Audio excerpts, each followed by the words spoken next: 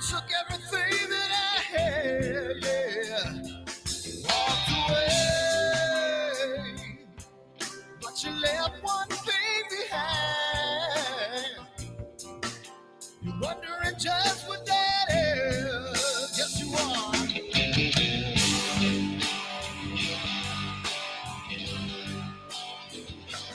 When the world stops spinning around, I'll be rocking. When the world comes tumbling down, I'll be there. When the world stops spinning around, I'll be rocking.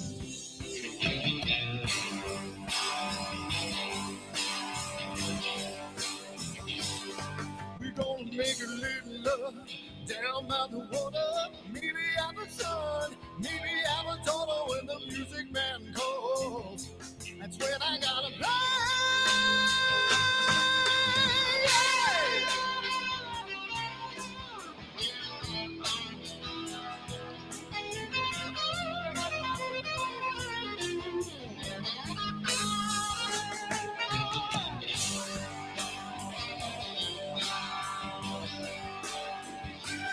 So I burn for the things I never had. I'm burning with hate, with love. Spin around. 'Cause as a boy I had a dream. Carry it with me today. Yes, I do.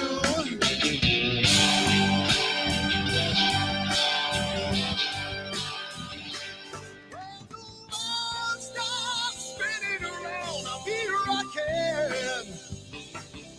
When the walls come tumbling down, I'll be there.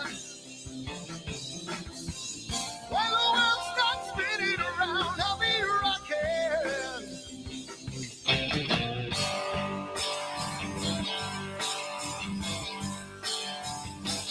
When the world stops spinning around, I'll be rocking. When the world comes tumbling down, I'll be there. Hey, hey, hey, hey. When the world stops spinning around, I'll be rocking.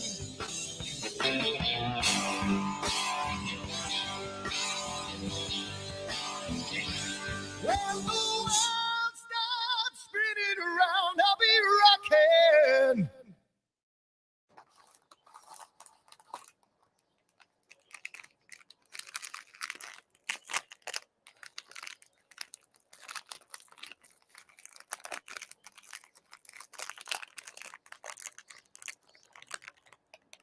Giotto's is so good.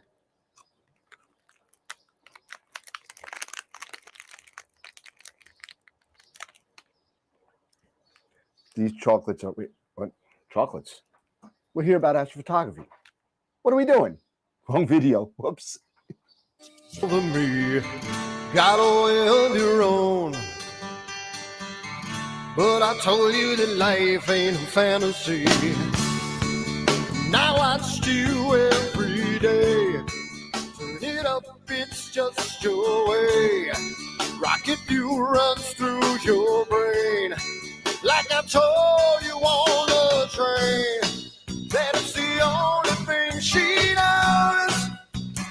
The only thing she knows. The only thing she knows. That it's the only, only, only, only thing she knows. She knows. So it started to rain. Met a woman with eyes like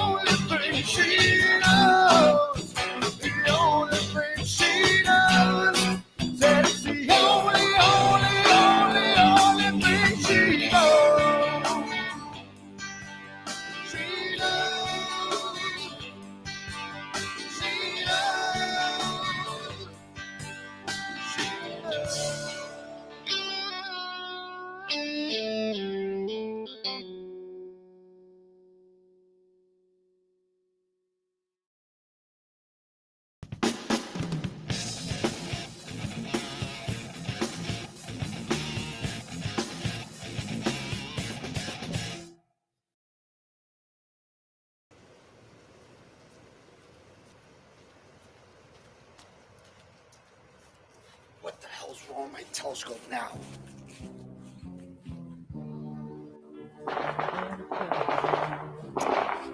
Damn, what's wrong with this thing?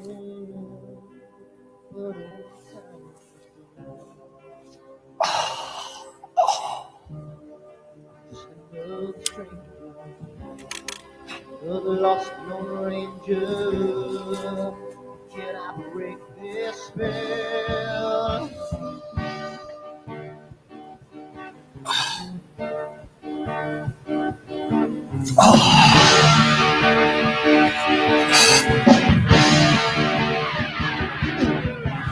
Do one thing right, do I make two things wrong?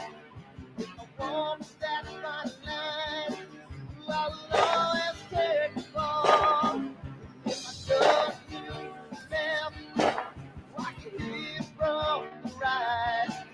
I sleep all day long, then I'm breathing through the night.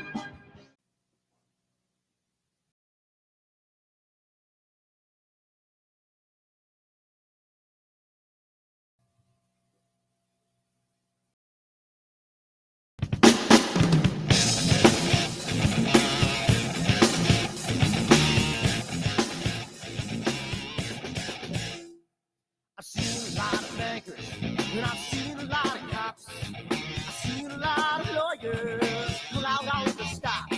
I've seen a lot of children with their parents in their hands. I've felt a lot of women refuse to understand. Well, I don't think I understand why we're making such a fuss. And I don't think I understand what's come of all of us. And I don't think I understand why we take the world for granted. I just want to get right back to Guitar Players Planet.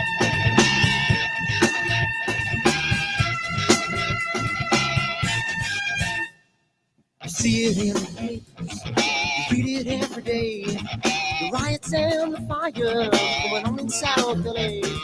The muggers and the government, they're all wanting the same thing. They take all your money and whatever else spring. And I don't think I understand why we're making such a fuss. And I don't think I understand what's come of all of us. And I don't think I understand why we take this world for granted. I just want to get right back to Guitar Players Planet.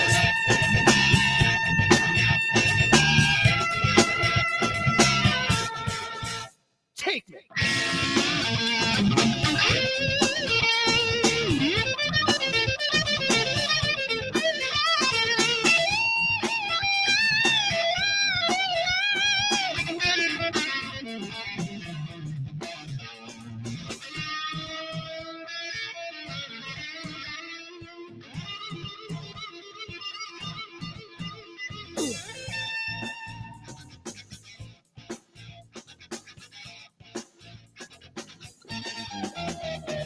Well, I don't think I understand why we're making such a fuss.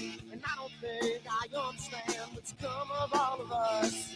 And I don't think I understand why we take this world for granted. I just want to get right back to Guitar Players Planet. Guitar Players Planet. Guitar Players Planet. Guitar Players Planet. Guitar Players Planet. Guitar Players Planet.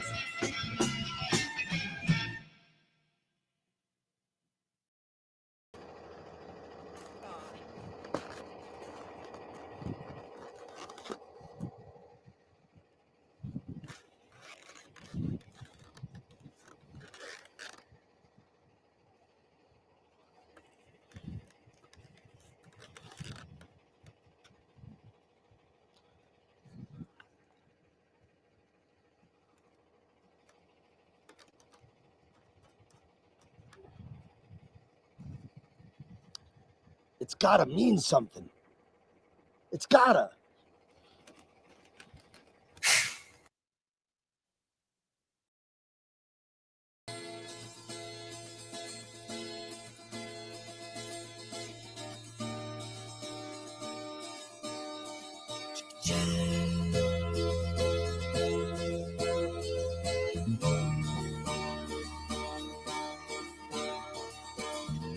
Sunny skies, the smell of palm tree air. Looking back, I could never feel fair.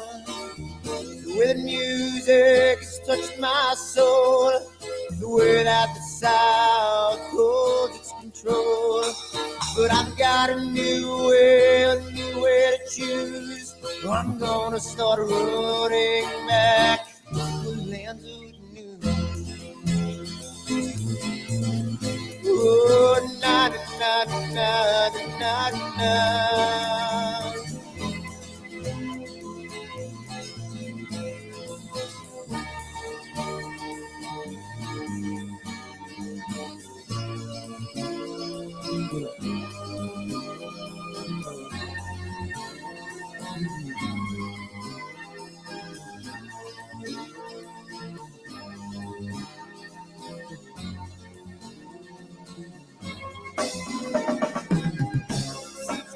That I have lost my friend. Got the sunset off the highway again. Then I get lost on a long summer day. I must go back before it's too late.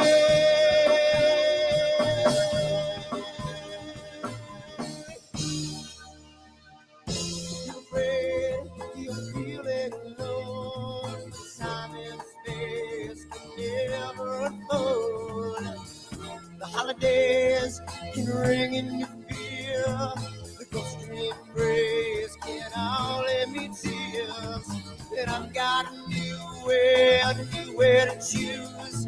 I'm gonna start running back for land of blue. Oh, na na na na na na.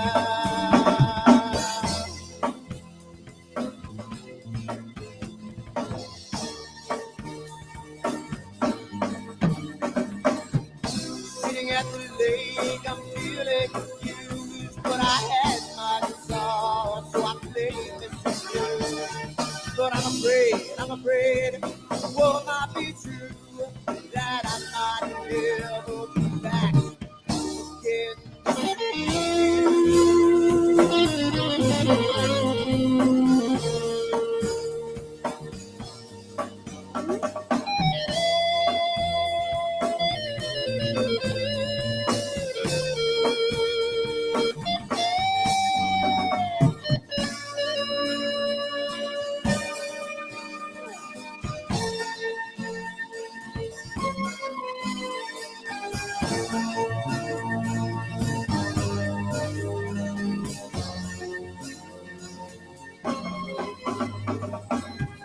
Seems to me that I have lost my friend. Got the sunset off the highway again. Then I get lost on a long summer day. I must be back before it's too late.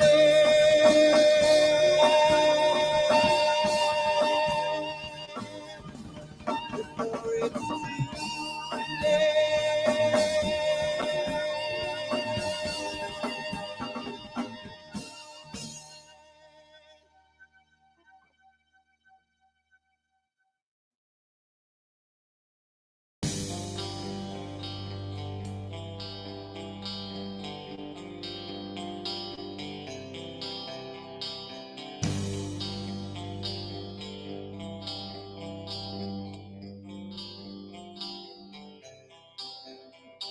Someone to take me down at night.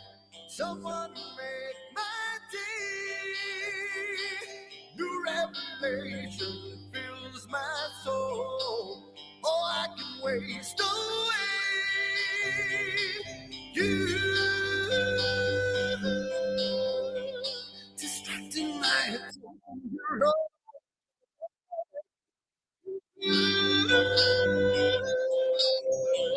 Not looking for perfection, but you're too hard to find. Now the first night is coming, and I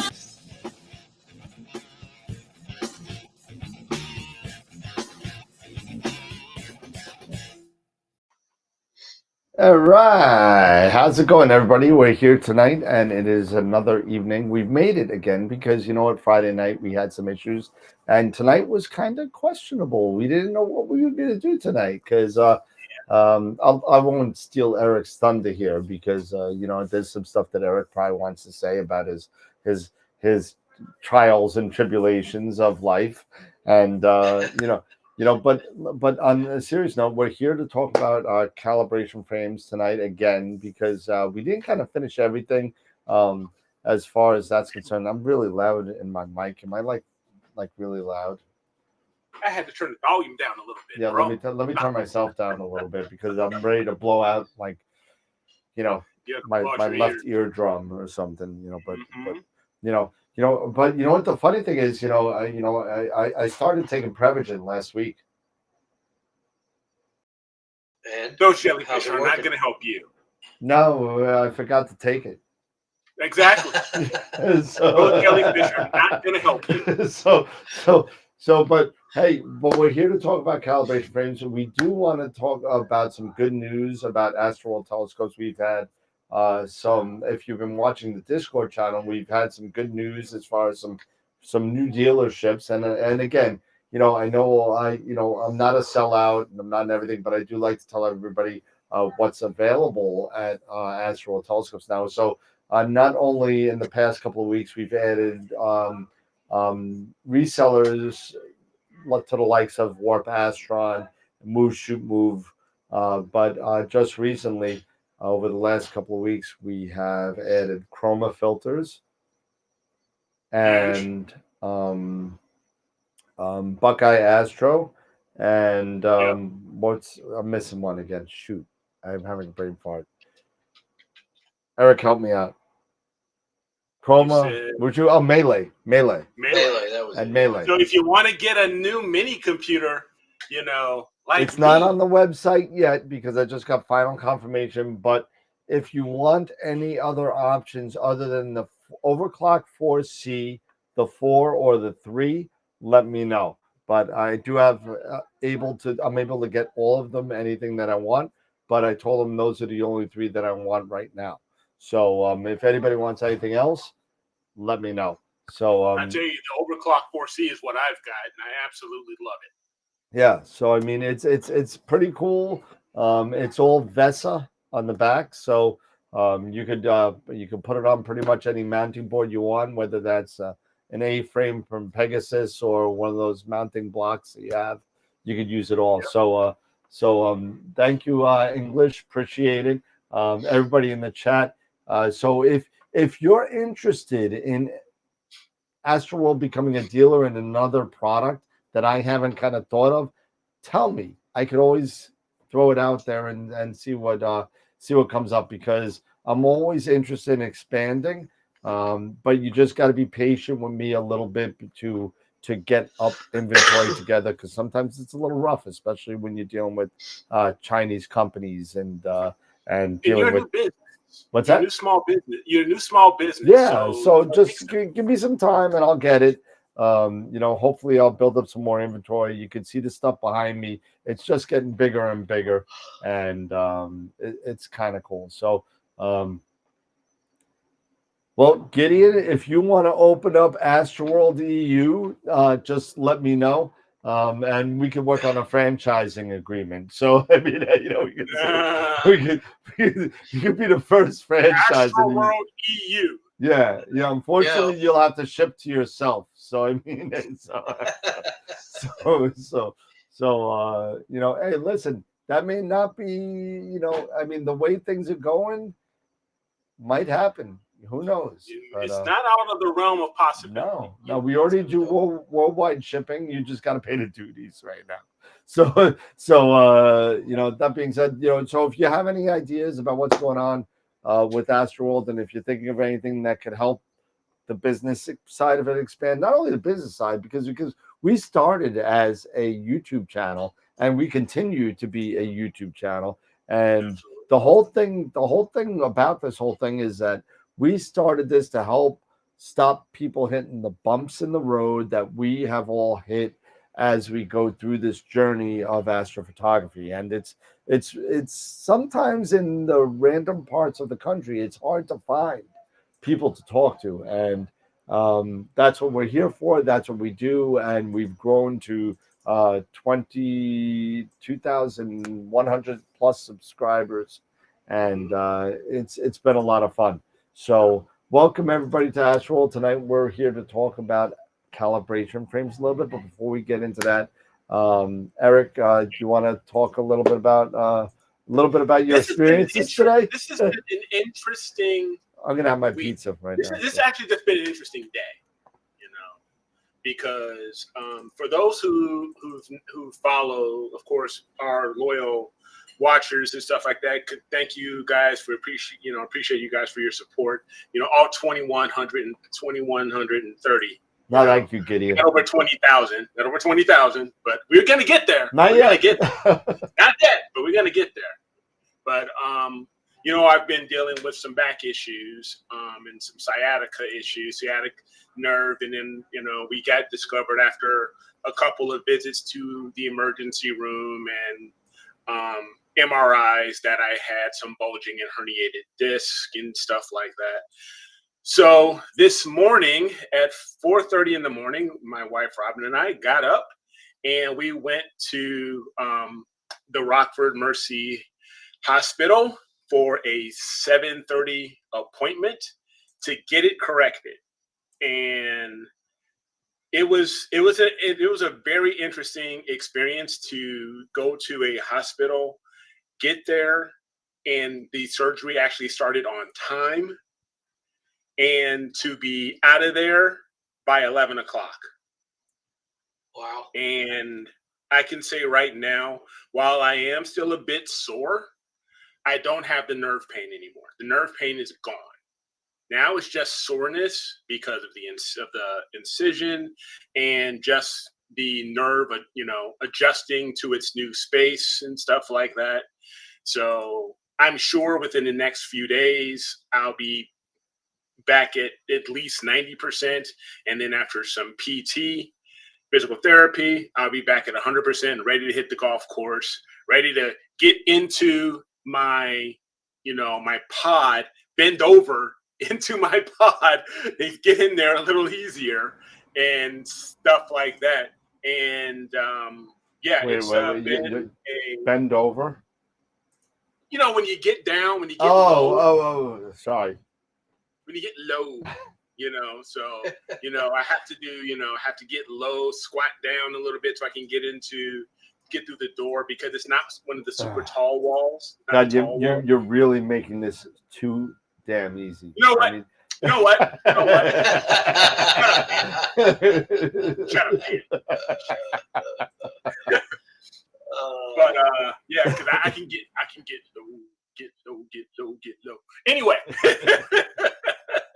but I am thankful to God and to my surgeons and for getting me, the relief that I need and the continued blessings. And thank you for guys who have conveyed your support and concerns and stuff like that. So really appreciate that.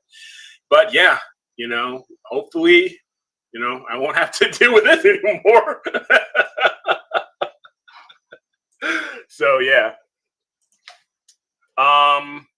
but we are going to announce the image of the week for last week, for the last image of the week for May 31st. And so what I'm going to do is I am going to, before we get too deep into this, I'm going to go to the website and then I'll make the announcement. Unfortunately, I can't show the photos as I once was able to, but at least not without, going back into changing the website.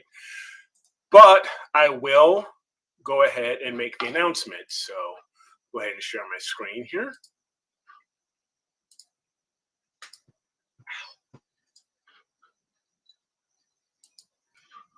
Okay. Unfortunately, we only had 14 votes.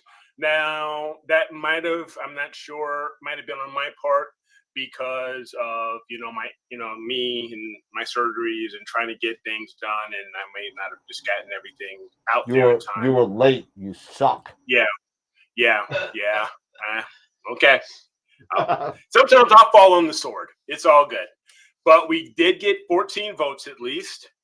So for those 14 votes, let us go here and see what those results are.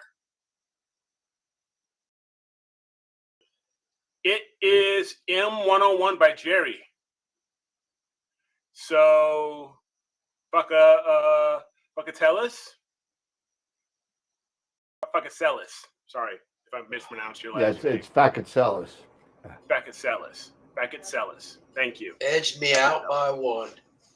Edged you out by one. Is that Peppermint Observatory? Is that who it is? I believe so. It by that much. Yep, just one vote. So yeah. But congratulations there, Jerry, and I will get your image up here on the website. If that's Peppermint, that's actually, I don't know why it says Jerry. I thought his name was Jim. Is it Jim? I know it says Jerry there. I know it says Jerry, but can you switch over to the picture? It just put in because the description only puts J. Buckatellis. Can you switch over to the picture? Is there a logo on the picture? Yeah. Let me go to the picture because it says Peppermint Observatory. And let me just go to that picture. What are you looking at, man? You're lucky there wasn't no porn over there, man. Oh, look at it. Deep sky dad. Check things out. Deep sky porn. Uh-huh. That's right. And let me go here to the Alpha Media. Hello, Newman. Image of the week entries.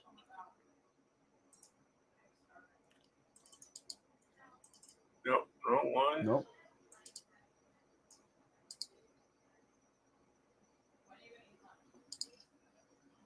Yep, that's him.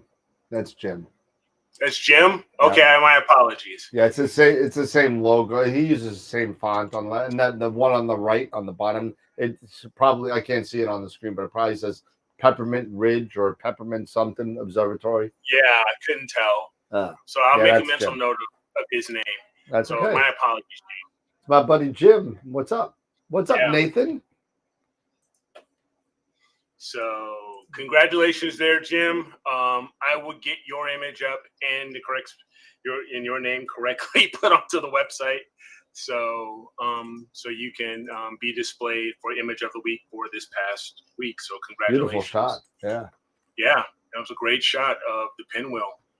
So what we have actually that I will share, and don't forget to go to astralworldweb.com/IOTW for image of the week.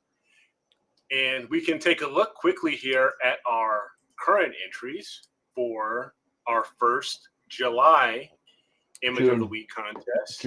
June. I am so off. It's the anesthesia. It's the drugs. I'm just totally I'm going to blame it all today and tomorrow and maybe even Friday. I'm blaming it all. My missteps, I'm all on drugs. Absolutely. There you go. So that's it. So I will update this image. But for our June 7th image of the week contest, the poll is open now until Friday at 9:30 p.m. Eastern. And for our first entry, we have look at that from Donald Walker, the That's Lagoon sweet. Nebula and the Trifid. That's sweet. M8 and M20. Look at that. I love the signature too. It's nice. Yes, I love that watermark. I love that. That is a really. You know really what cool that was watermark. taken by? Is that No, he did not add any descriptions, unfortunately. Oh, bummer. Yeah, but very, very nicely done. Bummer. I can only get this. I can only get these guys with my Rasa because I So need 400. to be fast. Yeah, I have to shoot at f2 because this is only at 25 or 26 degrees Yeah. at my home for like 2 hours a night. So I've got to get as much light in there as I can to get something like this. So Gotcha. well Gotcha. done here, Donald. Okay, next we have the M100 Galaxy Group by That's Dr. amazing. Meyer, by Greg. Wow. This is awesome. Look at all Another these sweet galaxies. one. That looks so amazing. And I like how It he is, like. absolutely. I love the framing of this because when you look left to right, you got the bright star like about a third of the way in on the left, Yeah. and then you got on the right side, you got the galaxy a third of the way in on the right. So Yeah. it kind of balances things out. It's kind of cool. Yes. Yeah, so you have different, points of view, and as well as you have so many of these galaxies floating around. Oh my God! Here, You can't even count them all. You can't. Yeah, you really can't. I mean, that's even a dwarf galaxy there, and you got a couple of them up here, and little ones here, very distant ones. So well done here, Greg. Next, we have by Wilfredo. He has another entry in Wilfredo's Astrophotography. He was a great, great guest, and thank you for entering. This is his solar image I think he's in the chat too. for May 11th, 2024. And if I'm not mistaken, that was the week of the large solar flare. Yeah, and I think that on the The right there on the bottom right. Right here. Yeah. So, and he caught that, which caused our, the northern little lights X flare, to right? get very, very south. It was to go like an far, X far 1.4 or 1.5 or something like that. It was something crazy. Yeah, I'm not They sure. said there might be another one. There is another one coming. Yeah, so we'll see. And it's We funny will because see. we had a discussion about that in our astronomy group, right? That remember back, what was it, the 1870s, where we had that kind of massive flare that shut down grids and all that kind of stuff. All the telegraphs were shut down and everything. This flare was actually just as strong as that flare that happened, that prominence that happened, and that X 1 point. It was just as strong. So it's some sort of event, and I forget. Someone will say in the chat what event it was. It was called something. I forget what it was off the top of my head. But we might have lived through another event, and just because our technology has gotten better, it was less. It was less effective at shutting it down. So I mean, it's been a pretty cool solar cycle so far. So yeah, the Carrington event. Thank you, Paul. The Carrington event. And for our last entry, we have our own Dave Schaefer with his first light with his carbon star Newtonian, the Elephant Trunk Nebula. And it has the details down here with his Aptura 6-inch carbon star shooting at f3.8. So fast. So nicely how done. much first time light. was it on that, Dave? 3 Only hours. 3 and little less 3.75 hours. 3.75 hours. So it's 3:45 in a Bortle what? 7. Wow. Shit. I need to get a faster scope. I need to get Yeah, dude. I need to get an F4 or 3 or something and just be done with it, because you know what? I'm done shooting F7 with my refractors. I was so impressed by when I stacked this. I was like, oh my God, look at that detail. Yes, absolutely. I mean, Wow. this is for, just under 4 hours. This is a heck of a lot of detail. And so don't forget so far, let me refresh this again. See how many votes we have so far. We have up to 5 votes right now.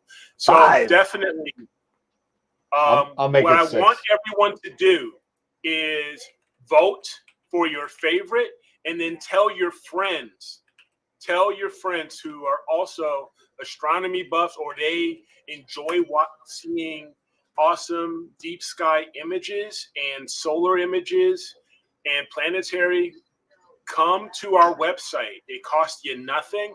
Just go to astralworldweb.com/IOTW, give them the link, and tell them to choose their favorite of these 4. Let's see if we can get past that 14 votes. We see if we can get back up there, but we can only do that with your help, with you guys spreading the word on these awesome images. So we're going to take a quick run view, recap, scroll back up of all of these. The Galaxy group is just awesome. Just freaking awesome. Yeah. So we're at 8 votes now. So definitely go do us a favor. It costs, like I say, it costs you nothing. It's just a click of a button to vote, a couple clicks of a button to choose and share that. Tell your friends, tell your family, tell everybody. You like one of these, tell them to vote for one. I think Wilfredo's in the chat somewhere, so maybe he could say what filter was used on that solar shot, because yeah, because I'm curious, because I believe in our interview, I don't believe he mentioned if he had a lunt or a quark. If I recall, I'm not 100% sure. I can't remember what he I said. don't know what he said. I know he said, but I just don't remember. Right. So this brings up, a very interesting question for me that I was talking to you guys or bringing up, that I had this thought before when I saw these today, and it made me think as I was in a deep, deep sleep under anesthesia during my surgery. It got me thinking. It got me thinking about exposure integration time lengths. You are so full of crap. You were not thinking about that under anesthesia. He was drooling on himself is what he was doing. Exposure times. Shut up, Dave. Shut up, Dave. Quiet, both of you. No comments from the peanut gallery. Good Lord. Steal a brother's thunder. Steal a brother's thunder. No, just tell us what you were all ready to lie about. Just tell us. But it's getting me, no, seriously. When I set up this poll, and I'll let you out. When I got home and I was feeling a little better, and I got the poll set up today, and I was looking at, Dave, I'll be honest, I was looking at your image because you put out, your specs. And then I go back and I start looking at images from AstroDoc, from Ron Reischer, from AstroDoc.ca. And he's using a 14-inch F11. Yep. He's not using a reducer. Yep. F11, and some of the images that he is taking, all right, at F11, he's doing them usually in less than one night, like just 5-6 hours, maybe. And in B5, 5.5. Yes. So take that all into account. I've actually seen. I was there. With Dave, he's shooting at you're shooting at Bortle 7, correct? Yeah. Yep. So it just starts to make me think about the technology of the camera sensors that we're utilizing now, as well as the optics. But these are both reflector types. These are both mirror types. We're talking about a Cassegrain, and we're talking about, a Newtonian. And at different speeds, but still getting this type of data in less than a night, in just a night's imaging session. It's insane. So it really starts to make me think about the amount of data or amount of time we are putting in to some of our imaging sessions. And do we really need so much? I think time it depends on what you're shooting. Yeah, I now, agree. Yes, it does. It does. I mean, somebody's doing the squid, and, you're not going to. You're going to need 25 plus hours on each channel. Well, I beg to differ, because I believe I have actually seen on the squid and flying bat really good images with, say, a Rasa. But it's not the flying bat that's the issue. No, it's the squid. It's the squid. It's the I squid. get it. It's the squid. But they're shooting their oxygen shots in f2, but they're doing it within the night. And it's just also, I think, the camera, the technology of the camera as well, the sensor, that is a contributing factor to this too. It is. Not I agree. the optic. I agree. It is. So it makes me really think, granted, depending on the target, but you can start really getting some really good data without spending 2, 3, or even more, time as far as nights on these targets. And I'd love to hear what a lot of people think.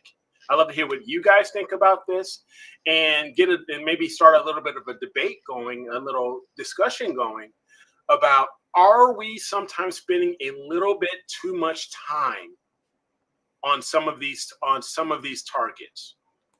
And what it also then brings in is understanding the magnitude of some of these targets, learning about the magnitude of some of these targets, and then trying to correlate that with your imaging train, with your sensor, with your optics, so you guys can understand that if you are dealing with a magnitude 13, 14 type of target, understanding how much time you really need to take on that given target. Now, again, so please. It really depends on, again, Dave hit the nail on the head with this. It's the surface brightness of the target is a really big thing. Not to mention, compared to your skies. If you have a low surface brightness target, like I don't know, like M1. I mean, the Crab Nebula, really low surface brightness target. If you're sitting there and doing that in a Bortle 9 sky, shoot, you're going to be spending time to get that on there, depending on your F ratio and your camera. You're going to be spending time. If you is that also the filter as well? Of course, also the filter. Absolutely. Okay, so that does play a all big of it. role. Everything in your image train plays a factor. Everything. If you're sitting there and I last time I imaged a crab was a C14 with a reducer at an observatory with a DSLR, and I got some okay images of it, but it's nothing even near that I want to put on the show. But I mean, it was fun to do. But I would have had to. What's that? M1. Which one were you talking? M1. Okay. M1 with the C14 on a pier in a dome and out east in like a Bortle. I guess back then it might have been Bortle 4, Bortle 5. No hot pepper? Oh, I thought I did put some on there. No hot pepper flakes for you. No hot pepper flakes for you. But it's really difficult to worry about that kind of stuff. And you know what? And what I say all the time when you're doing imaging, it really depends on all of the factors that we've all brought up: the image train, the filter, the camera, the F ratio, all this stuff. And you're seeing all the stuff is got to be taken into account. So what you did, thank you, baby. I know, she's so sweet. But you got to take it all into account. And then you sit there and you say, okay, you know what? Check every 5 or 3 or whatever hours that you want to do and do the multiples. So if you're doing every 3 hours, check at 3 hours, then check at 6 hours. If you see a difference, go 9. If you still see a difference, go 12. Whatever it is, until you finally figure out that's good enough for me. Now, let me also ask this, because we are talking about, all of these factors, which are all valid.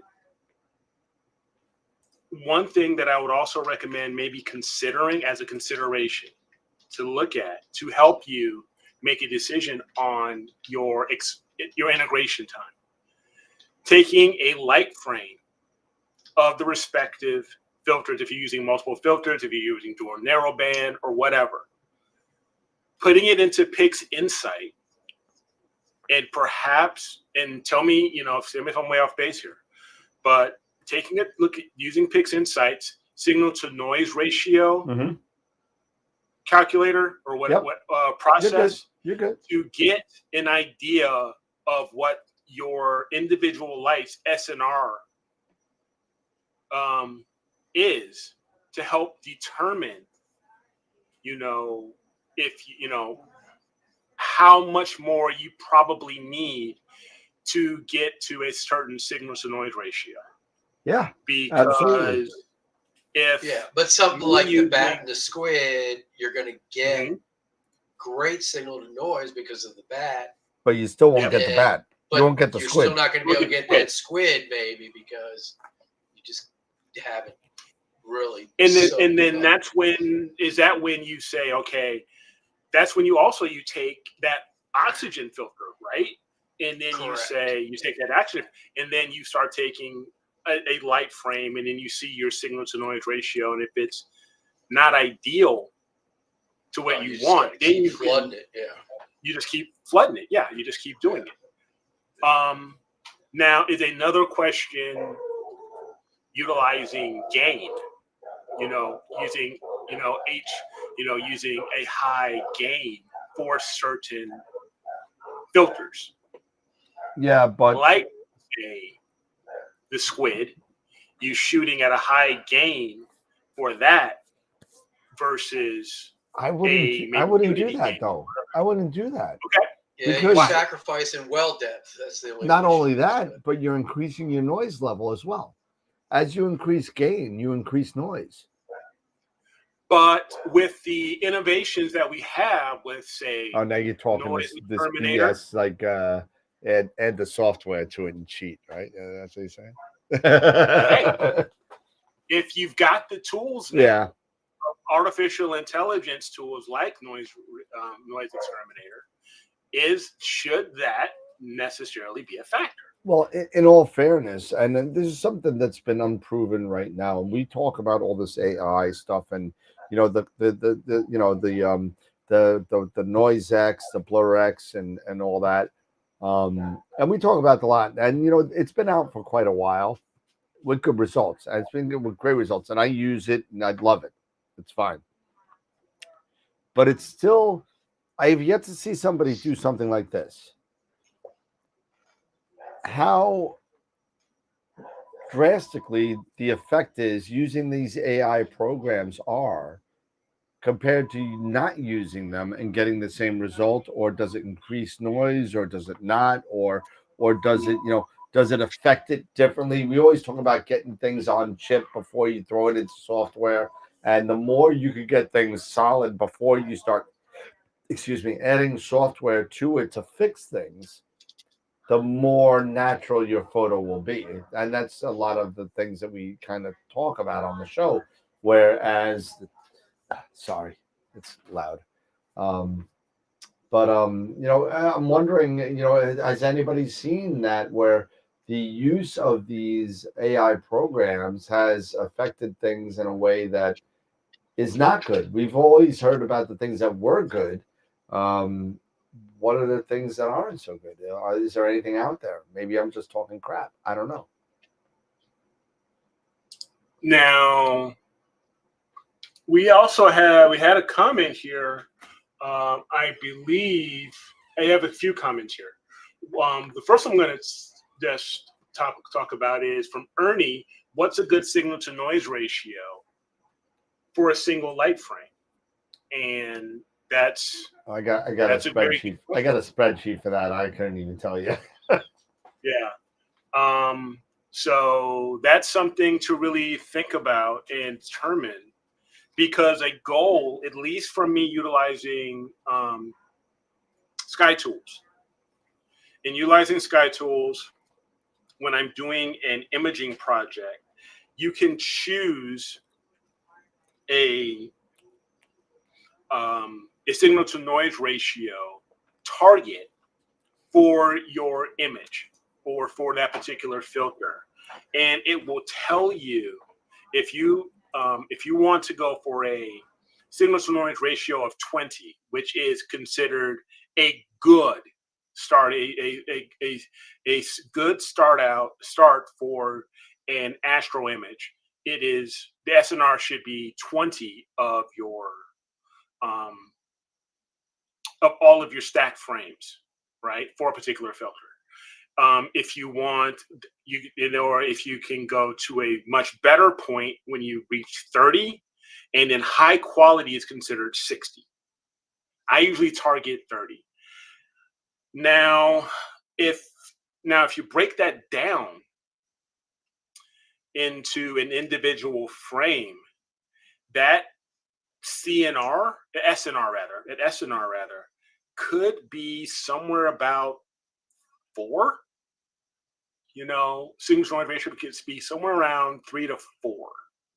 I don't have a very good, other than Sky Tools, a very good calculator that I know of. And if any of you guys know of a good calculator other than Sky Tools that may be on a website or anything like that, or even consider just looking at Sky Tools, because you can get a free trial,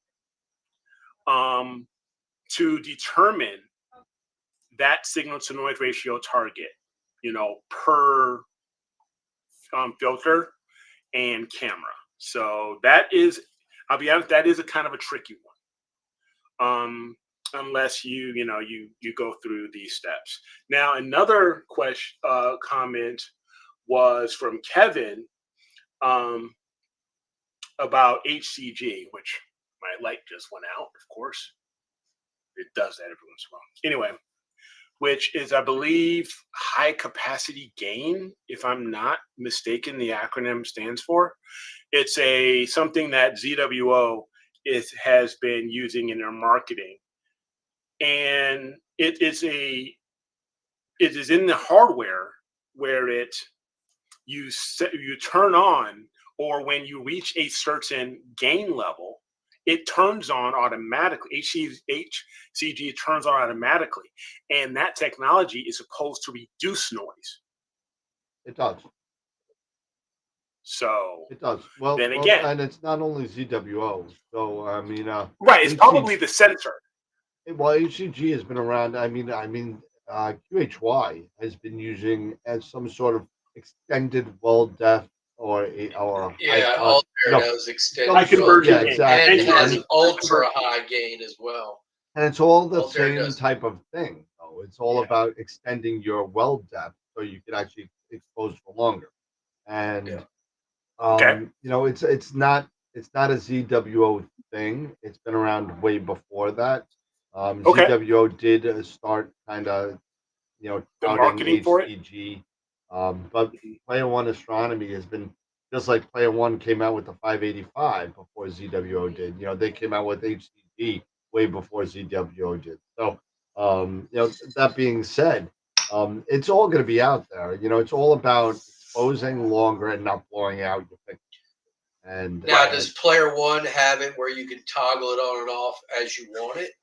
Like Altair, and I know QHY. QHY, at any game, you can toggle HCG on or off. Actually, with the ZWO, it does it automatically at a specific gain level. I'm not 100% sure on that, to be honest with you, and I don't want to throw out false information. So I'm not 100% sure on that, but I do know that there are different levels in the ASCOM driver for the QHY cameras that you need to set beforehand, so it's not automatic with QHY. Okay. That I know for a fact because I've used. So, but like the Altair, when I pull it up on Nina, it has the toggles. I can toggle them on. Oh, good. Yeah. Well, it has HCG, ultra high conversion gain, and then extended well depth. Yeah. Okay. Nice. Good. And if ZWO is the only one that has it, and I would love to see if anybody knows of the Player Ones that do it automatically. Let me know because I'm not 100% sure on that. Yeah, Mike says you can do what you could do yourself with the Player One. Okay. There you In the go. driver settings. That's But you have fine. to go to the driver settings. So you have to set it beforehand. Okay. But see, this all comes back to the question of integration time, and utilizing, because of these technologies like high conversion gain and it being to have the ability to increase the well depth through the hardware, versus software. Should astrophotographers, even, seasoned or amateur, start experiment? I would recommend, just as a recommendation, and if you're interested, to take a look at this to see if you can utilize it to a point where you don't have to invest as much time onto one target beyond, say, a night or maybe even 2 nights. Because especially when you're doing narrowband imaging, it takes time. You're investing like quite a bit of time on narrowband. So you can sometimes invest. I've seen, I personally have gone like 30 plus hours on a narrowband target, like the Onion Nebula that I did. That was over like 30 some hours.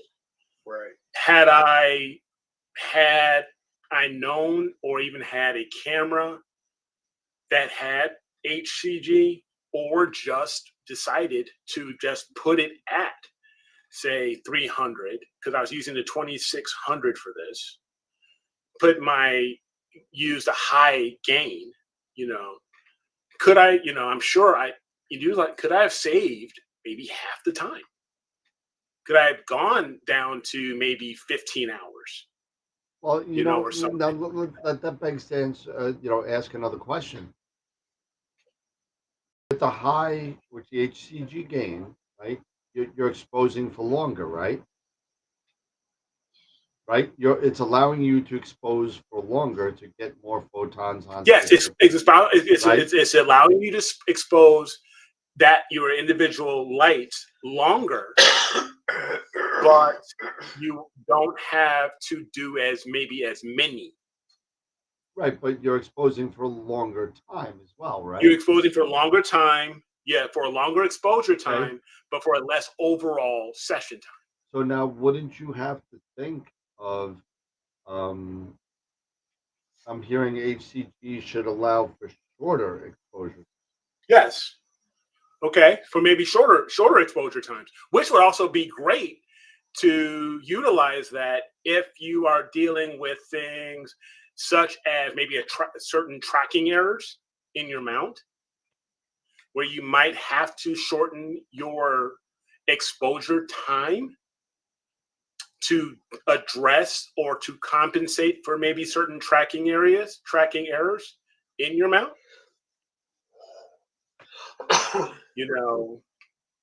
So instead of doing that 10-minute,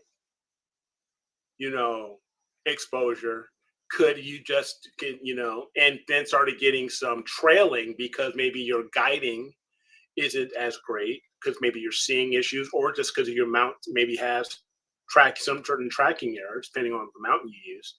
Could you go down to 5, where if you go to 5 or even lower, that you won't have those tracking errors, and your stars will have a better eccentricity value. So the only downside is, the more you increase your gain, the more you decrease your dynamic range.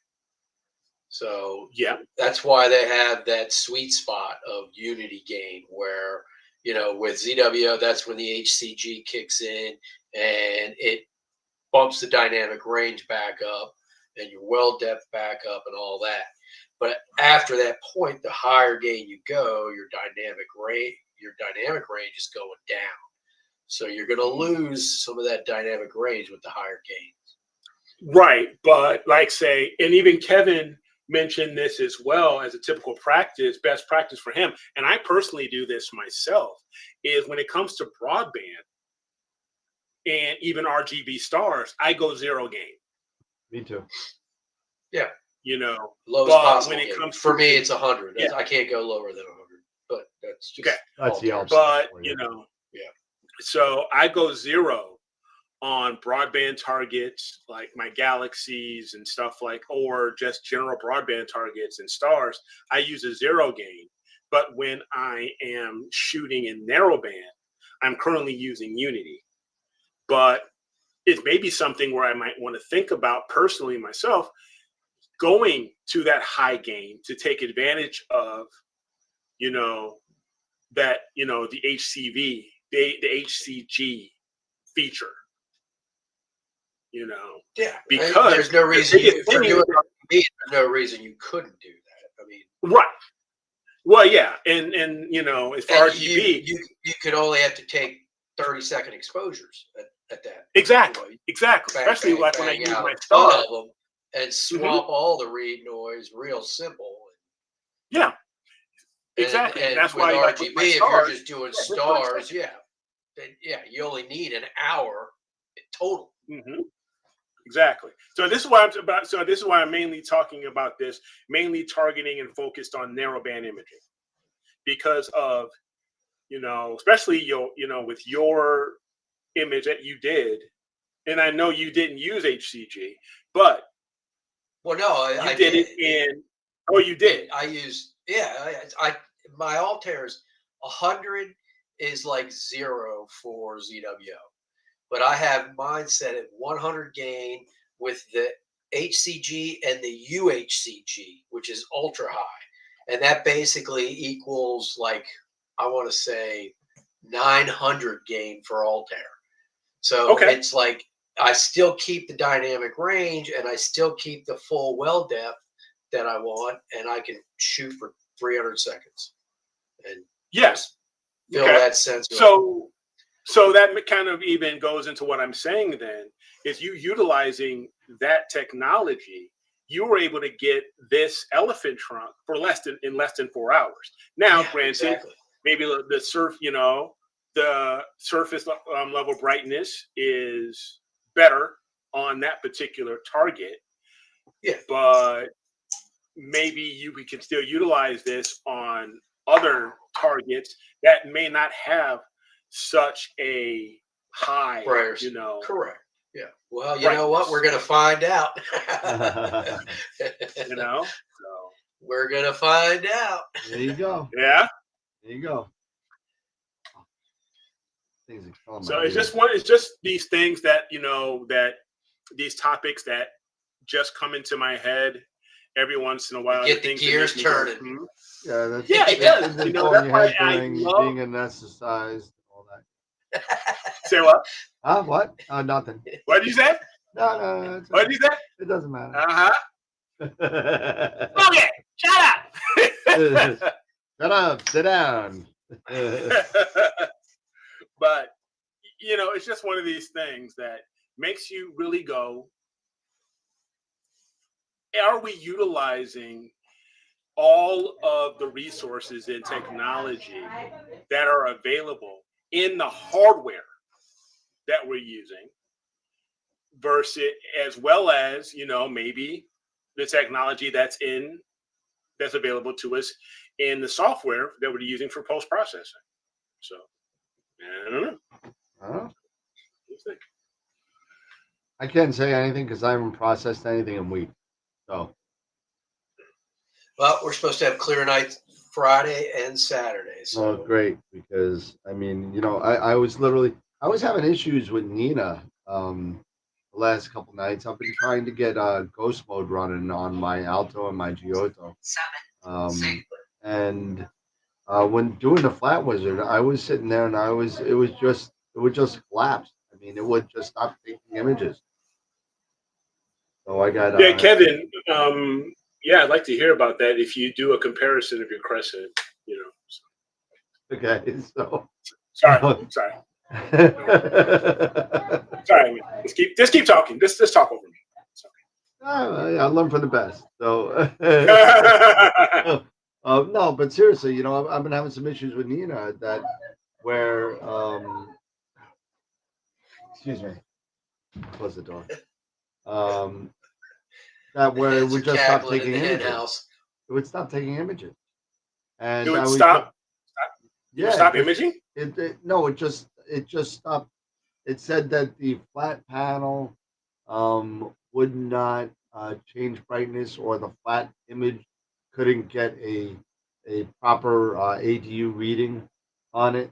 So it was just it just Nina just kept on So crashing. this was just in your Flat Wizard, though? Just the flat wizard.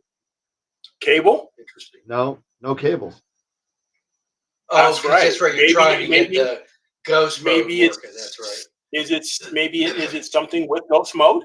Maybe No, it's something because with ghost it mode. works on other people. It has to do with something with my setup somewhere. So I got Italy looking into it and looking into through my Nina log and seeing what's going on. But I mean, it would go through the luminance, it would go through the red, it would go through the green, then halfway through the green it would crash, and it would fail on every other filter after that, and then saying, "Close the scope, take your dark flats." I'm like, yeah. Huh, So, but if interesting. I do it manually, one filter at a time No problem. in the flat wizard, same thing, no problem. What if you do it multi-mode in the flat wizard? Not you. No, that's when I have the Do problem. you have it?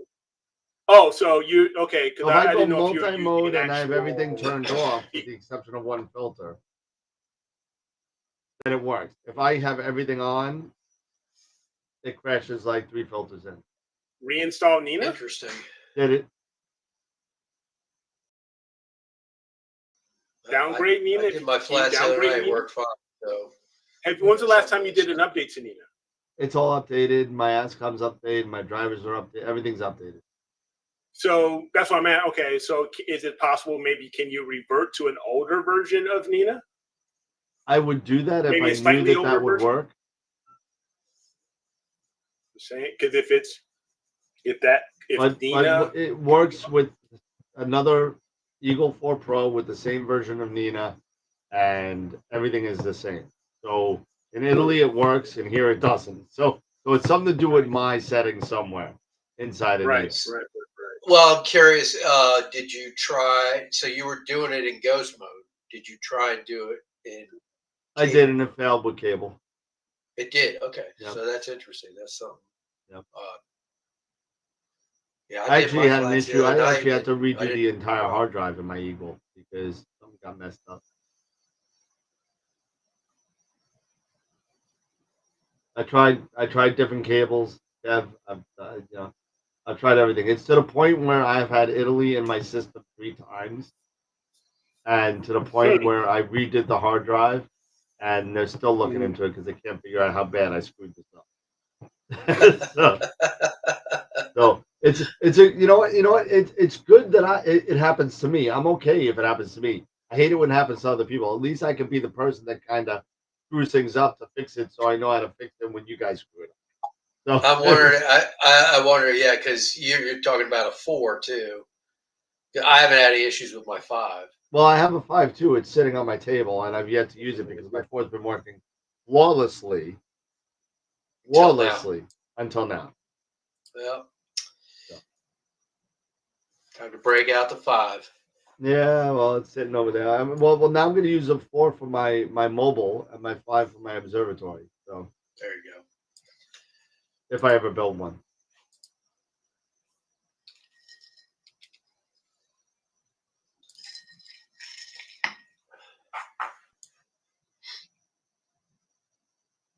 Wow, dead air. What's going on? Yeah, no kidding. Chirp, chirp, chirp, chirp. Start hearing the cicadas.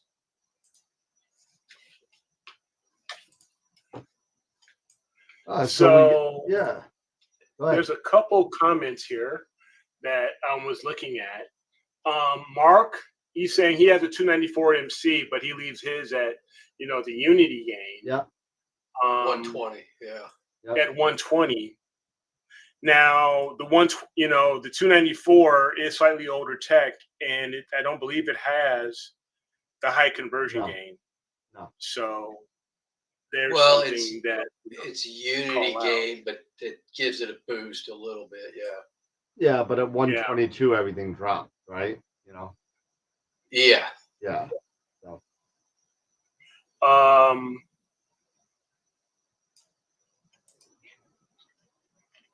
do prefer higher dynamic ranges as well. That's why I use the lowest possible gain on my cameras. I literally, I use with the QHY cameras. I use what is it, 60 and 45 on the gain and the offset, and that seems to be doing really well for me. And that's in Portal disaster of Yep. Yeah, you're like a Bortle 8. Yeah, so 8 Are or you a 9. Bortle 8 or 9? Well, I am a 17.4 on the astronomy Richter scale on the so I'm a 17.4. So just to put that in perspective, if you have one of those unihedron kind of sky quality meters, and you'll notice there's a scale on the bottom, and it Mm-hmm. says 18 on the left and 21 or 22 on the right. 21, Right. 22 being darker. They don't put it down to 17 or under 18. So I'm brighter than bright over here. So I Yeah. mean, it's pretty bad. It's worse in the west, looking towards the city. But it's pretty bad.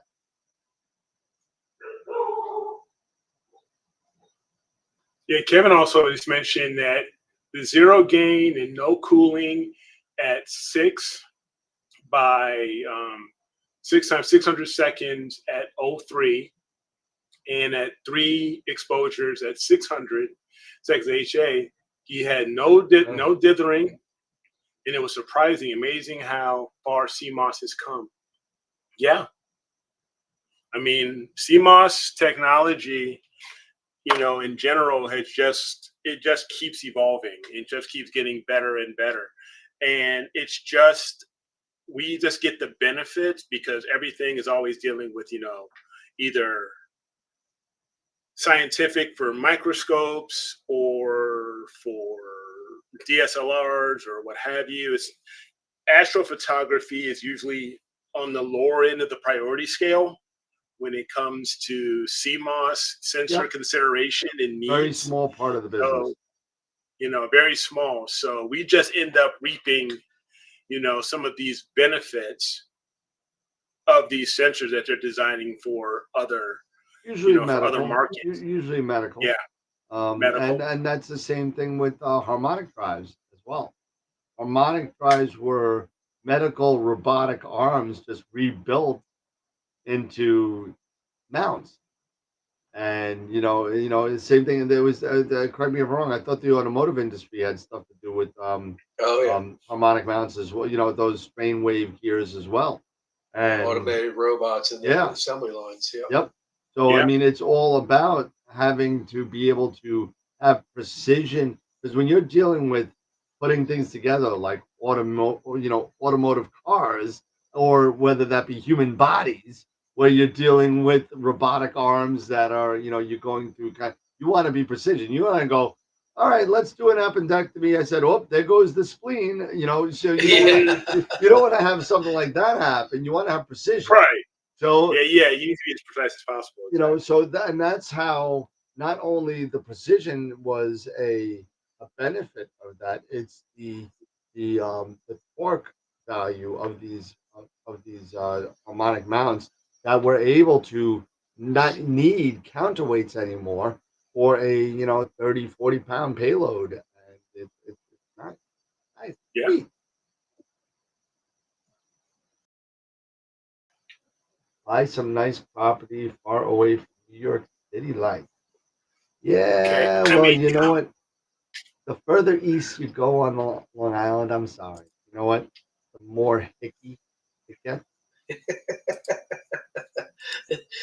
I don't want to be living in a double wide.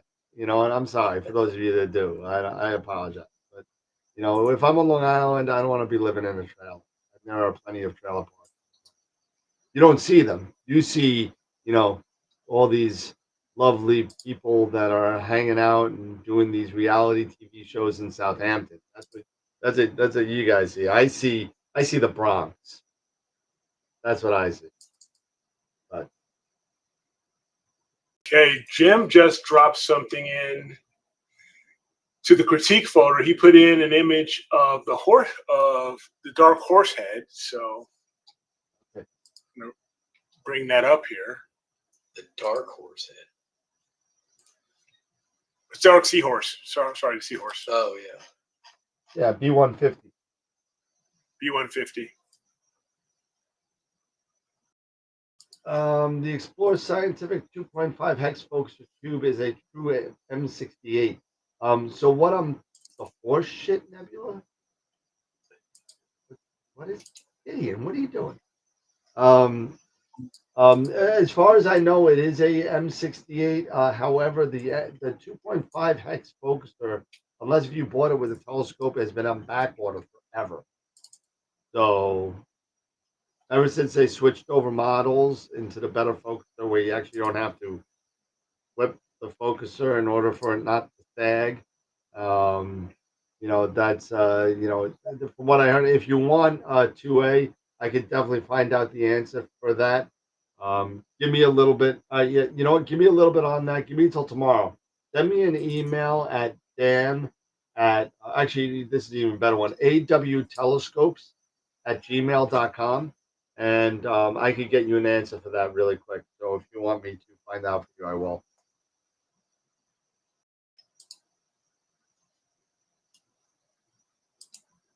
Okay, let's see here. You got pics? You got pics? Yep, I'm grabbing some pics here. Grabbing some pics. All right, let's see some pics. All right, let me share my screen. Pic. What do you got?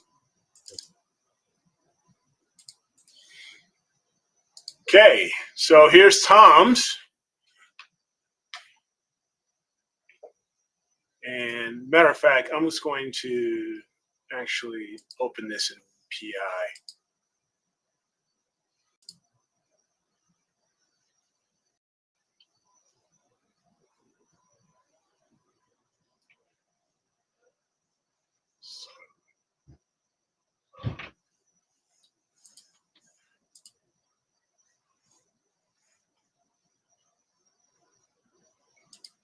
Let me go here. File. Gonna copy. And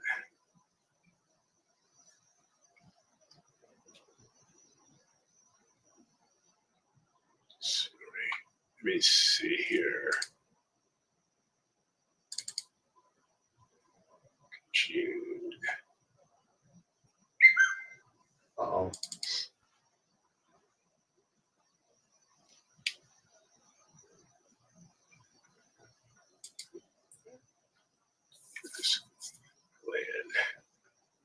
Okay, but here's this one. So where did it go? Sweaty belly. Oh, What are you doing? Thing. Sorry. I was just going in here and trying to get where I dropped these guys. So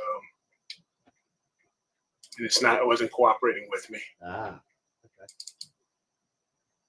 Pepper had a sweaty belly.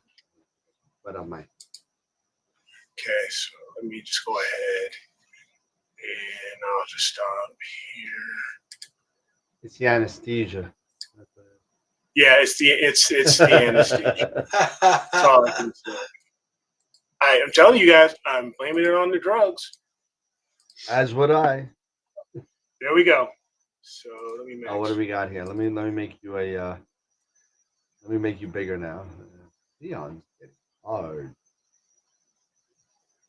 Okay. There you go. Looks There good. we go. And he mentioned for this one. You said 10 plus hours, I think, or something.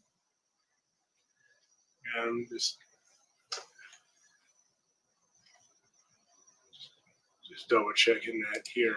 Sorry, it's freaking on my chat. 11 and a half hours, he said. 11 and a half hours. From where? From his house. Well, this is I mean, this is from, Indiana. Terre Haute, Indiana. Right. Yeah. So probably like a Bordeaux 5, maybe like a Bordeaux 5, Bordeaux Okay. 6. Okay. No, I agree. That's, the stars look a heck of a lot better with the higher. Okay, Tom, a Bordeaux 4, even better. So he's at a Bordeaux 4 here. He's using the stars. He's at, gain 0, but and it looks really, really good. But he is using 300 seconds, 5 minutes. Looking good. Looking good. You It got to looks get a really, little really bit more good. data to get the eyeball. You see, Okay. you see in the eye, in the top right. Yep. In the ball on the top right, there's actually a hole in there. This one? Nope, right and higher, right all the way to the top. Yeah, right in there. That's where the eye is. Okay. A little bit more data, you might be able to get the hole. So like right here? Okay. Yep. Gotcha. But it looks great. Looks. I Yeah. mean, I love the blue background, and the star color is really good. The star color is great. A lot better than mine. Yeah. So now there's another one. It is low, Tom. It's very low. Even Yeah. and I did mine from Nebraska. It needs more cowbell. He's more cowbell. Needs more cowbell.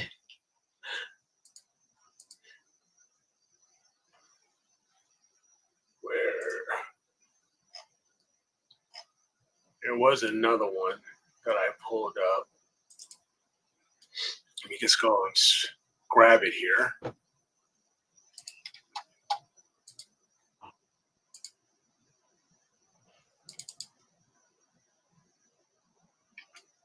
It was an elephant trunk.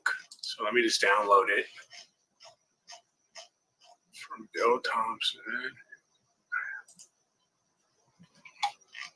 Yeah, but Tom, I was also shooting at a Portal 1. If you want my data, you're more than welcome to have it and try and put it together. Feel free. Here we have the elephant trunk. Where are people uploading this stuff to you? Critique. Yeah, the critique folder. So go to astralworldweb.com, and under the images menu, at the very bottom there is critique my image. So you can drop in your images in here.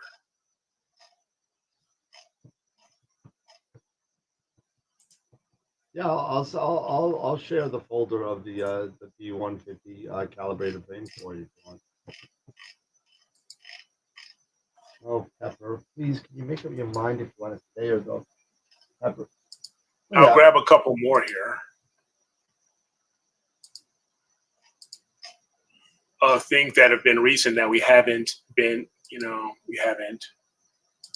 seen. But this one,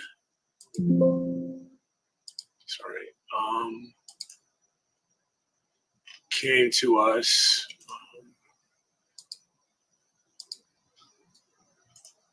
Let's see here.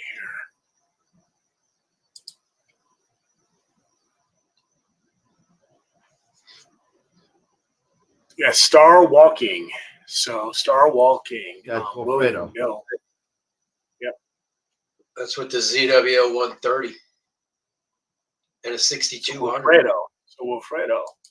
So yeah.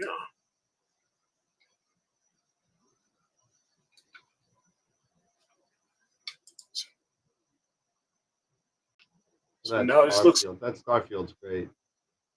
Yeah.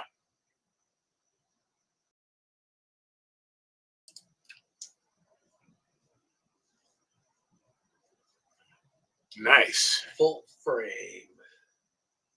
This was a 1 hour test image. That's very impressive for a 1 hour test image. 404. You know, 404. So you got darker skies, but still, you just.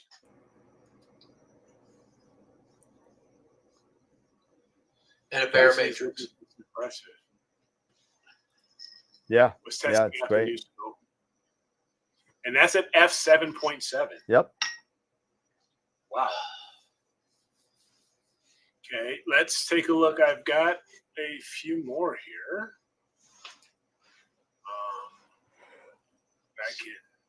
That we will take a look at.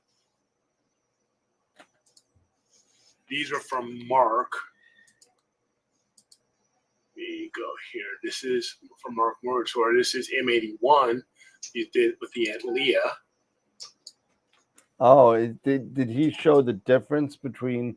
Did he said Yeah, me all three different filters. Yeah, he has he the said me all the three different difference, and you'd be amazed at the difference between the filters. Yeah, so let's open them all up here.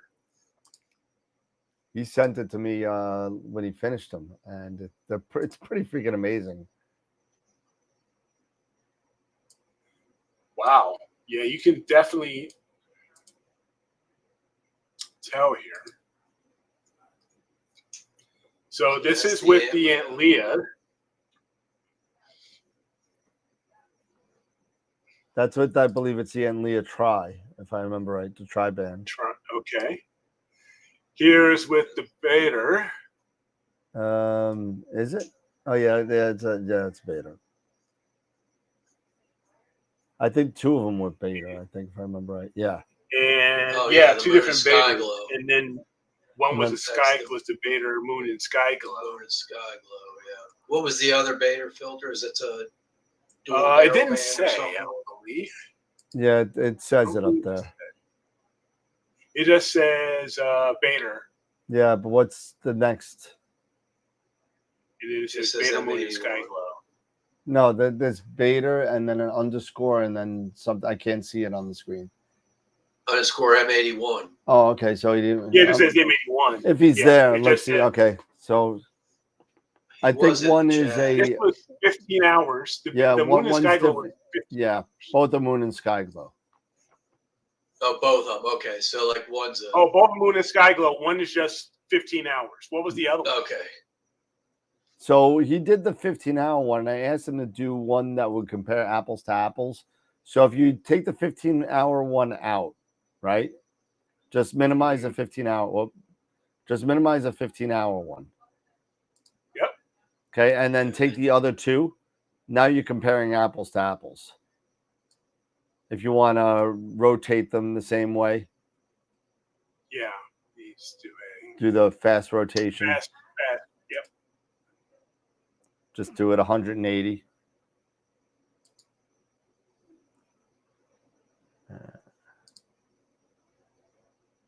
Don't worry about that. There you go. Okay, and see if you could tile those. Right now, you could see how the Moon and Sky Glow kind of blanches out all the colors. Right. Yeah. There's no red in the cigar. There's no definition really in M81.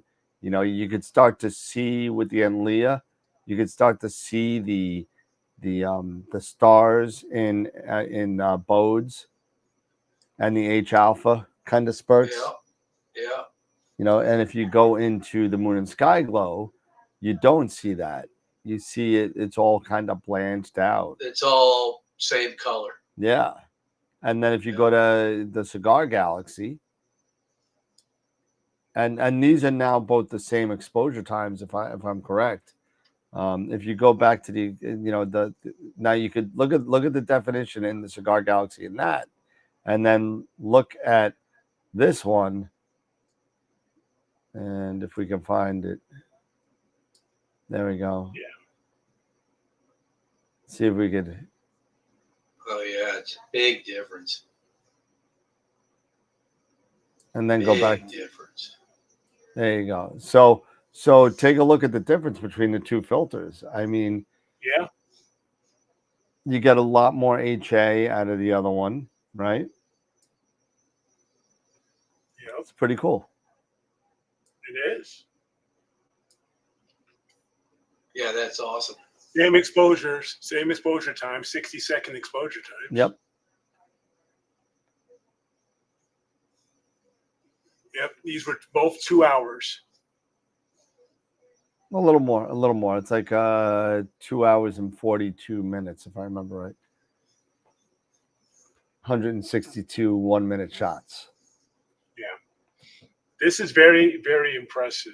I'm sorry, I screwed that up.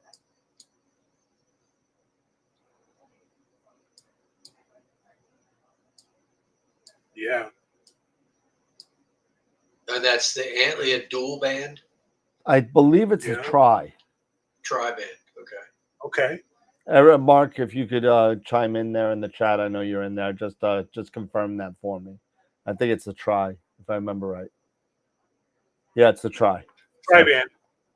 Nice. Thank you. Thanks for sharing. Yeah. So All right. we keep on talking about the technology of the filters and the coatings and how the advantages of the newer technologies have helped us out. I mean, that's just one perfect example of what is capable now of happening with just a simple different coating procedure. Yeah. So, that's good stuff. So we still got a half an hour. I know we wanted to talk calibration frame, so I'm ready to go to bed, actually. I'm ready to go to bed. I'm done. I worked all day. I got 3 hours sleep, and my dog over here is going to piss me off because he's going to wake me up at 3 o'clock in the morning again. Yeah, mine's going to also, so I feel you there. Yeah. What is it about little dogs and they have to wake up at 3 o'clock in the morning? And well, they gotta make sure that they're like the king of the castle. So my little 3-pound dog kicks my 14-pound dog off the bed, and then yells at him for trying to come back up, and that's what wakes us up. Yeah, my 70-pound dog can't get on the bed, so you don't have to worry about that. But my 15, 20-pound dog wants to get up and walk around the hardwood floors, click, click, click, click, click, drink his water, go find a treat, start crunching away. Yep. It's like, what are you doing? Yeah, well. So this goes also, so getting back to like the topic I was talking about earlier, when I did that dumbbell, and that's all narrow band. Yeah. That, because of how, the target brightness is much more, much higher, and it is a much closer target as far as distance to the Earth. M27 is compared to a lot of these other targets. Yep. I was able to snag all of that within half hour to an hour, I want to say. Nice.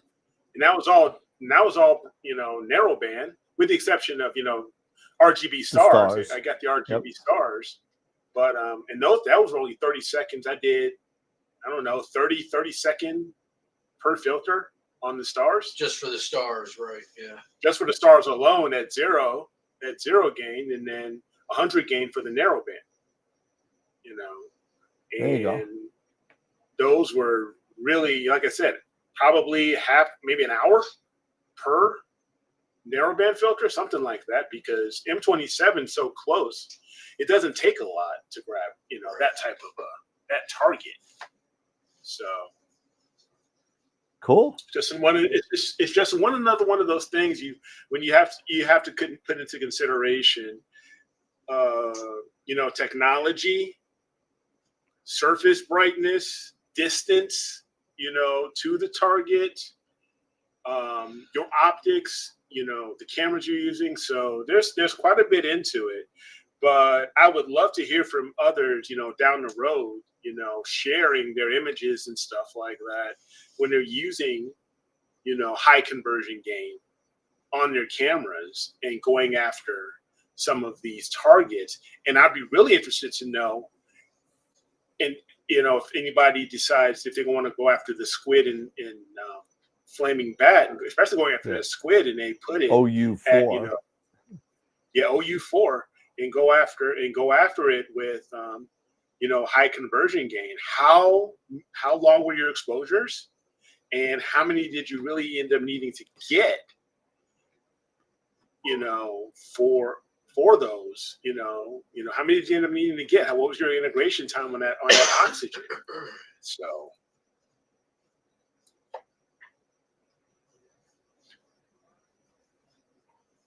Ernie said he just uploaded an iris with high conversion gain. All right, let me take a really quick look. Let me do a refresh here.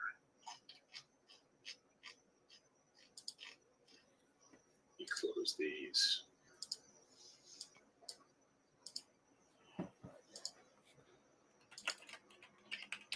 So let me grab this and we can take a look.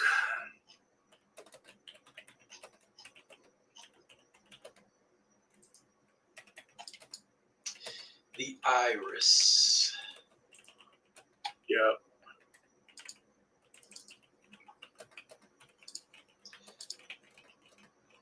Ooh, wow, that's nice. All right, that looks nice. Here, I'll go ahead and share here, and let everybody take a quick look here. It's got nice depth to it. Here we go.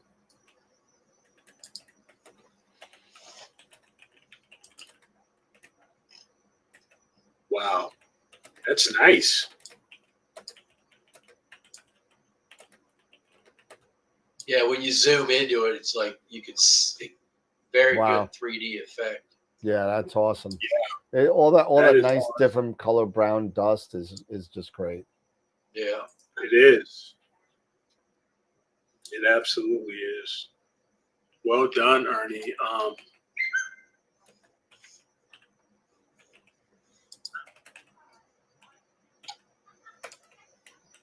right.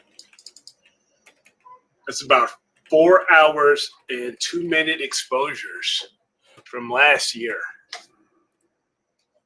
What camera was this? Was this the 2600 or? I do like the star colors. I like the star colors a lot. You know. Ow. 2600 one shot. Okay.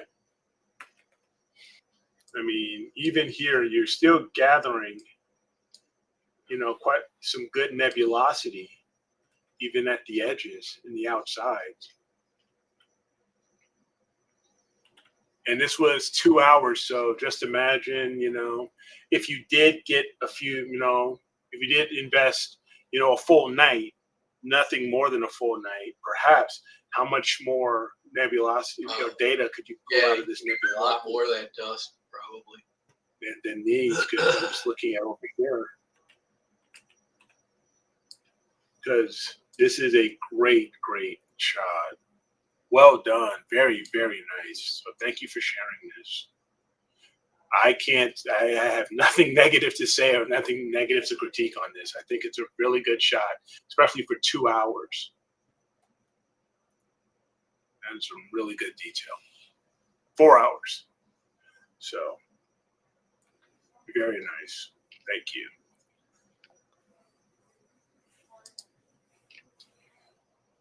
All right.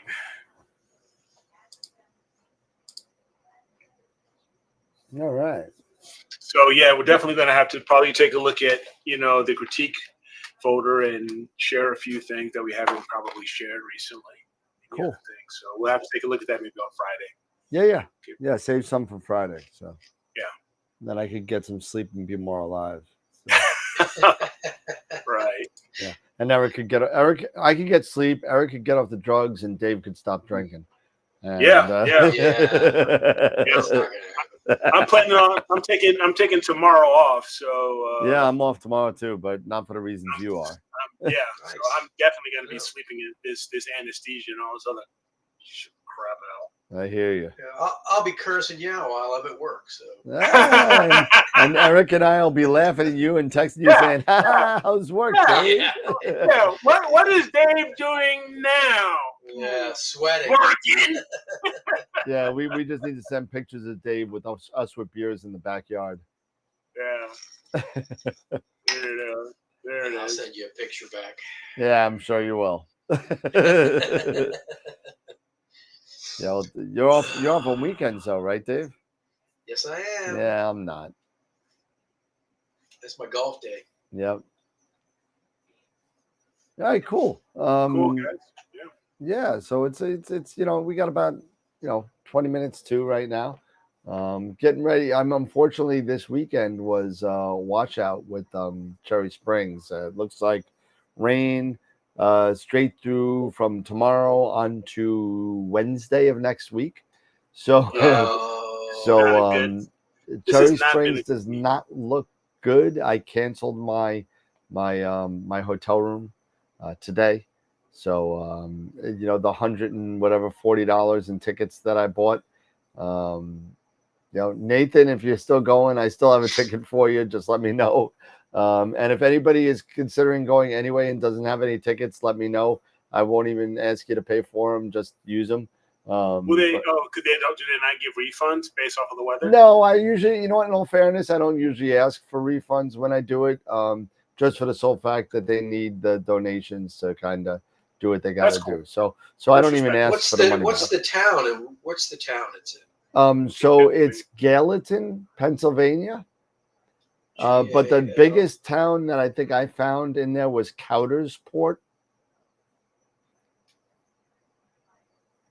Yeah, isn't it considered Coudersport? Like if you no, Coudersport is about 15 miles, I believe it's east of Gallatin.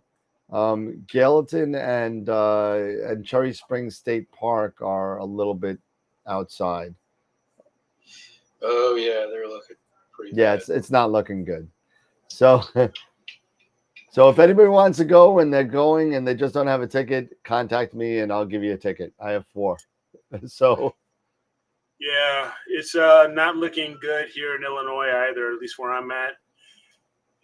Pretty cloudy, rain, all that stuff. So it's looking like that for the next several days, even over the weekend and stuff. So yeah, so I mean, hopefully this weekend will be nice here, and then we'll see. I mean, it doesn't look good. My next star party that I'm going to, I think, is going to be in August, and that is going to be Starfest Ontario. I think I'm going to go. I'm going to go that rain or shine. I'm going to that because I'm going to go visit Sean and Ron up in Canada. Jen and I are going up there. So cool. So we're going to go there. I just love going to the Hockey Hall of Fame up there. I just really, I'll never get, I can't not see enough. I just hope they took the Wayne Gretzky thing down and the Gordie Howe thing down. I just hope they took that down. But it's at 9 to 99 or something. They had a whole thing. And I'm just not a big Wayne Gretzky fan. I'm a Mario. You're either a Gretzky fan or a Lemieux fan. And you're a Lemieux fan? I'm a Lemieux fan over a Gretzky fan. Absolutely. No, not me. You traitor. That's because you're a Capital fan. You see the come on, really? If Lemieux had the years that Gretzky had, Gretzky would not be called the Great One. The length of career.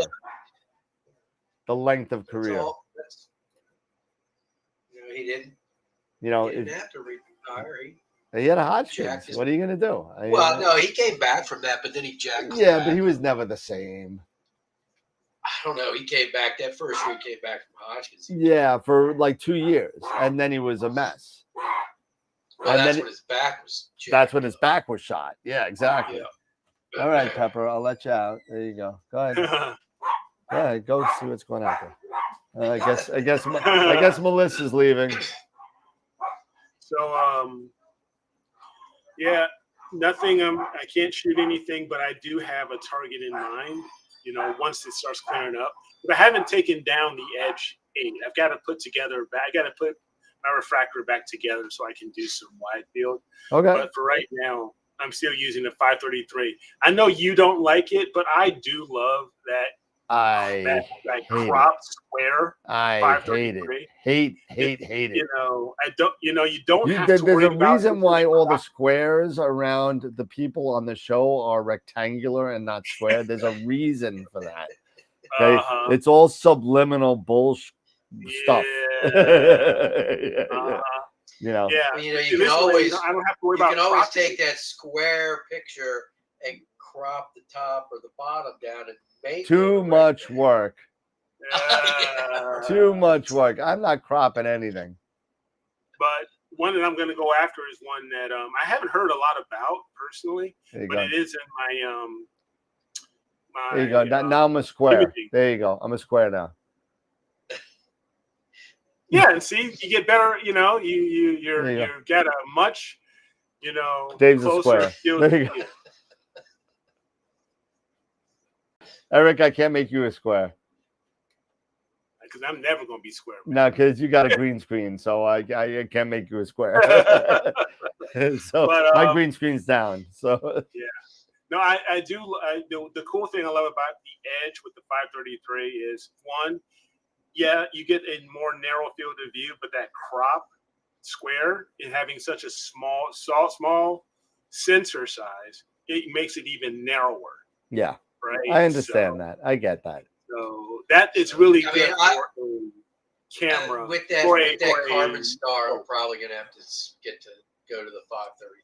Yeah, you were saying that the other day. The image circle is much smaller. Yep. I get a little bit of vignetting with the APS 571. with the APS-C. I mean, the flats take care of it, but the OAG, I can't get the prism deep enough shadowing the sensor. Gotcha. So I probably needed something smaller so that I can get my OAG down. Because I mean, I'm trying to guide with the very minimum stars, and they look terrible. And it's just my guiding is not very good because I just can't pick off.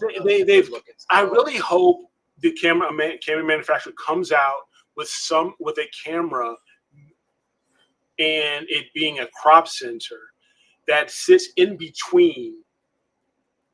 Not necessarily crop sensor, but sits in between the 533 and the 571 sensor. 585. Is it cool? Is that in between? Yeah, that's the Uranus. Is that in between? Well, it's shorter but wider. Well, I have to wait for it to become a mono. Do they have a mono? No, 585 is a color. Yeah, that's what I said. Yeah. So I would want a mono. Well, now you're asking too much. You're asking too much now. I know. I had a complete, perfect solution for you, and you just effed it up. He poo-pooed. I don't want a mono. Well, eventually the 585 will come out mono, I'm sure. But I mean, it is a popular sensor right now. So it is. It's a very inexpensive camera. It's like $600. Yeah. And it's no amp glow, right? Nothing. Everything's good. I thought it had amp glow. Just only well, it's called limited amp glow, and it's got like that kind of line on the side. It's not like the Starburst 294, like it's not like that. It's like a glow around. Yeah, so it's kind of got like this. You still need to take darks with it, or you should, or because it is such a wide chip, you could just crop that left side a couple of pixels and it'll be gone. Yeah, and you'll still have a widescreen kind of picture. Yeah, but the 294 had the big Starburst, and it had the 183 upper too, and the lower glowing too. Yeah. And that mono 294, which really isn't a 294 sensor. 492. The fake news 294. Yeah, the Rorschach flats. Yeah. It's just one of those things that eventually I'm sure they'll come up with something. Oh yeah. It's only a matter of time. Yeah. So, all right. All right, cool. I am ready to go drink some more water because I had too much alcohol already. So yeah, you gotta flush out those sidecars. You ain't kidding. But But yeah, great show again tonight. Thank you everybody for coming out and hanging out. Yeah. Eric, any final thoughts this evening? No, just have a great couple of days. We'll see you guys on Friday. And if anybody's considering, the topic that I brought up and looking at, doing more of the HCG, work, let me know how it comes out for you guys. So I'm Absolutely. really interested. But other than that, clear skies, everybody, because mine suck. All right, Dave, what do you got? Yeah, hopefully the weather holds up for me this weekend. Keep my fingers crossed. It's supposed to be nice, at least Friday. Saturday, maybe partial of the night. But hey, thanks for everybody for sharing their pictures. Tom and Norman, you guys, those were nice. It's cool seeing those. Yeah, keep on taking those images, man. I mean, it's really, really cool. And we got, don't forget, if you're still around and you haven't voted, go vote. Got to a Friday. Get your friends and family out there too. Yeah, let's get over 50 votes. Come on, let's do something. Get other people involved. Everybody likes a good picture. Everybody does. Yes, they do. Everybody likes the pretty pictures. Mm-hmm. All right, everybody. Hey, listen, Wilfredo, 2A supporter, email me. Let me know, I'll see if I can find out the definite thread size of that 2.5 hex focuser. Kevin, Norm, Newman, Tom, all you guys and gals out there, Jackie, thank you for coming and hanging out with us yet again. You guys make the show, and it helps us out a lot. So if anybody wants that Cherry Springs ticket, let me know. Email me at awtelescopes@gmail.com. And we'll see everybody on Friday evening, okay? Yes, sir. All right, awesome. And that's it for tonight, everybody. And as always, remember to keep imaging, keep educating, and clear skies. And we'll see you in a couple days. Have a good night, thumbs up. Oh, yeah. Thumbs up. Vote.